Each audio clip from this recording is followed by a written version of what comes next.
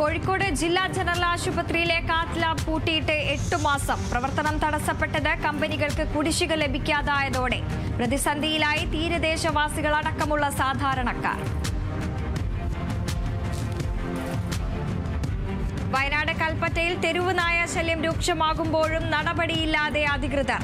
പ്രതിരോധ കുത്തിവയ്പ് നടത്തിയത് 637 തെരുവ് നായ്ക്കൾക്ക് മാത്രം. ജില്ലയിൽ 6907 തെരുവ് നായ്ക്കളുണ്ടെന്ന ഔദ്യോഗിക കണക്ക്. ആശങ്കയിലായി നാട്ടുകാരും വിദ്യാർത്ഥികളും. വയനാട് കമ്പളക്കാട് നിരവധി സാമ്പത്തിക തട്ടിപ്പ് കേസിലെ പ്രതി പിടിയിൽ. കണ്ണൂർ സ്വദേശി MV വിജേഷിനെ പിടികൂടിയത് കൽപ്പറ്റ DYSPയുടെ നേതൃത്വത്തിലുള്ള സംഘം.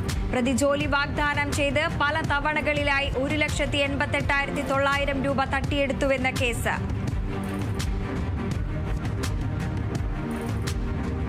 കോഴിക്കോട് സ്കൂൾ വിദ്യാർത്ഥിയോട് ലൈംഗികാതിക്രമം നടത്തിയ കേസിൽ വയോധികൻ അറസ്റ്റിൽ. അറസ്റ്റിലായത് തിരുവണ്ണൂർ സ്വദേശി അബ്ദുൾ അസീസ്. കോടതിയിൽ ഹാജരാക്കിയ പ്രതിയെ റിമാൻഡ് ചെയ്തു.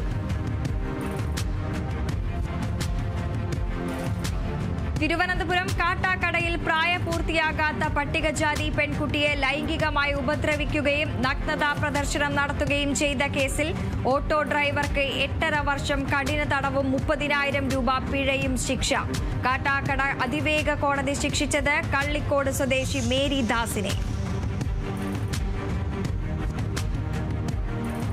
കാസർഗോഡ് കാഞ്ഞങ്ങാട് കാറിൽ കടത്തുകയായിരുന്ന 50 ഗ്രാം MDMA-യുമായി 3 പേർ അറസ്റ്റിൽ. അറസ്റ്റിലായത് അബ്ദുൾ ഹക്കീം, അഹ്ദുൾ റഷീദ്, അബ്ദുറഹ്മാൻ എന്നിവർ. കടന്നുകളഞ്ഞ ഒരാൾക്കായി അന്വേഷണം വ്യാപകം.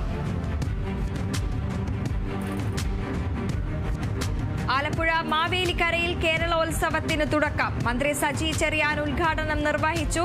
പരിപാടി ബ്ലോക്ക് പഞ്ചായത്ത്, സംസ്ഥാന യുവജനക്ഷേമ ബോർഡ് എന്നിവയുടെ ആഭിമുഖ്യത്തിൽ.